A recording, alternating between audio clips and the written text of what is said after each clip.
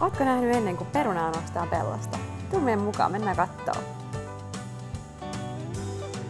Hei, me vietetään kesäpäivää satokausikalenterin kanssa ja mennään nyt katsoa, miten perunat nousee pellosta.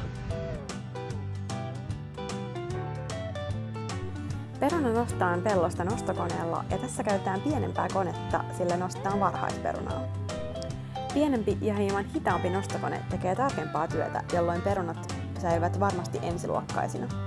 Tällä tavoin nostettaessa perunoissa säilyy mahdollisimman paljon kuorta, mikä vaikuttaa makuun sekä säilyvyyteen. Kiireisinä aikoina näin kesällä nostokone pyörii pellolla noin 8 tuntia eli täyden päivän. Nämä perunat päätyvät kauppaan ja torille myytäväksi jo seuraavana päivänä.